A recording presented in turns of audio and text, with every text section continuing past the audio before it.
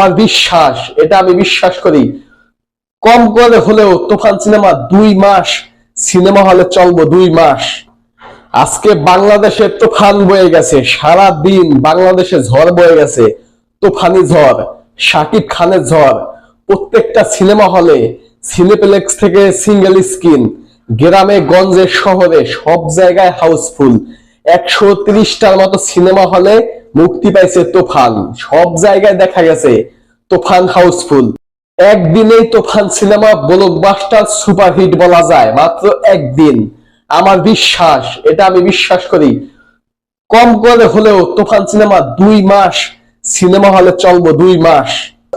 কারণ যেই পরিমাণ পজিটিভ রিভিউ আসতেছে তুফান সিনেমা সম্পর্কে, যেটা সিনেপ্লেক্সে বলেন না সিঙ্গেল স্ক্রিনে বলেন, গ্রাম থেকে বলেন না শহর থেকে বলেন, সব জায়গা থেকেই খুব ভালো পজিটিভ রিভিউ আসতেছে তুফান সম্পর্কে। সবাই বলতেছে তুফান সিনেমা বাংলাদেশ চলচ্চিত্রের ইতিহাসের শ্রেষ্ঠ সিনেমা। শাকিব খান দিনকে দিন নিজেকে ছাড়িয়ে যাচ্ছে। শাকিব খান যেন নিজেকেই নিজে ছাড়িয়ে যাওয়ার উদ্দেশ্যে নেমেছে, সেটাই হচ্ছে। Shakib Khan day by day নিজেকে ছাড়িয়ে যাচ্ছে। এইভাবে যদি চলতে থাকে শাকিব খান একদিন ইন্টারন্যাশনাল মানে নায়ক হয়ে দাঁড়াবে। এখনই তো হয়ে গেছে, শাকিব খান ইন্টারন্যাশনাল নায়ক হয়ে গেছে। তার মধ্যে এই তুফান সিনেমাটা আজকে যেভাবে চললো এবং যেই পরিমাণ চলবো টানা 2 মাস, এতে করে দেখেন শাকিব খানের অবস্থানটা কোথায় যায়। আমি আগে একটা ভিডিওতে বলছিলাম, আজ থেকে 5 বছরের মধ্যে 2030 সালের মধ্যে দেখবেন শাকিব খানের এখন যে অবস্থান তার থেকে 5 গুণ বেশি অবস্থান হবে শাকিব খানের। শাকিব খানকে নিয়ে বিশ্বের সব নামি দামি সেলিব্রিটিরা কথা বলবো এই শাকিব খানকে নিয়ে।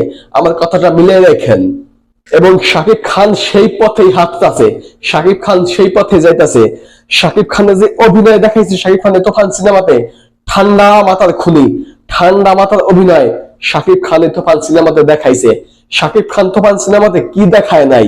তার মধ্যে আসছে আবার দরদের টিজার, দরদের টিজার শাকিব খান, ওটা নিয়ে এখন কথা না বলি, তুফান নিয়ে কথা বলি। তুফান পুরো ফাটাই দিতেছে, তুফান সব জায়গায় কাঁপাই দিতেছে। সেদিকে তাকাই সেদিকেই তুফান হাউসফুল, সেদিকেই তুফানের টিকিট বুকিং।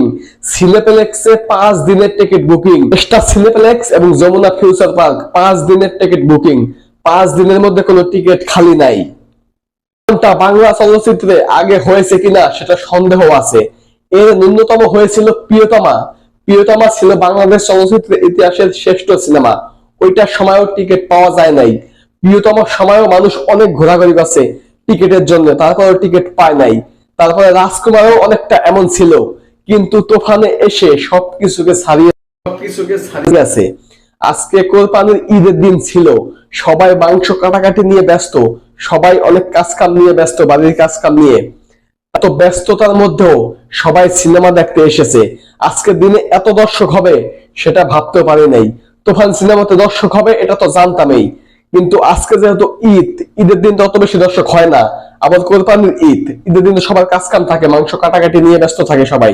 এই ব্যস্ততার মধ্যেও সবাই বিকালবেলা সিনেমা দেখতে এসেছে এবং প্রত্যেকটা শো হাউসফুল গেছে। এতে করে বোঝা যায় তুফান সিনেমাটা টানা 2-3 মাস হাউসফুল যাবে।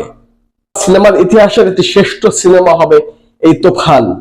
শাকিব খানের ক্যারিয়ারের শ্রেষ্ঠ সিনেমা হবে তুফান। আপনি এইভাবেই চলতে থাকেন, আপনি এইভাবেই এগিয়ে যান, আপনাকে কেউ দাবিয়ে রাখতে পারবে না।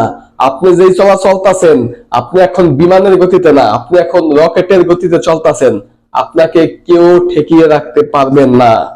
তুফান সিনেমা নিয়ে অনেক ষড়যন্ত্র করেছিল, তুফান সিনেমাকে আটকানোর অনেক চেষ্টা করেছিল, অনেক কাহিনী করেছিল তুফান সিনেমাকে আটকে রাখার, কিন্তু তুফান সিনেমাকে আটকে রাখতে পারেনি। তুফান সিনেমা তো সিনেমা হলে এসেছেই, সেই সুপার ডুপার ব্লকবাস্টার হিট। এমনটাই হয়, শাকিব খানের বিপক্ষে সবাই ষড়যন্ত্র করার চেষ্টা করে, কিন্তু দিন শেষে কেউ পারে না, দিন শেষে সবাই ব্যর্থ হয়। জয়টা শাকিব খানেরই হয়। এটাই শাকিবিয়ানদের পাওয়ার, এটাই বাংলা সিনেমা প্রেমীদের পাওয়ার, এটাই শাকিব খানের পাওয়ার। তো ধন্যবাদ সকলকে সম্পূর্ণ ভিডিওটি দেখার জন্য। সকলেই ভালো থাকবেন। আসসালামু আলাইকুম। এবং সবাই বেশি বেশি করে তুফান দেখেন।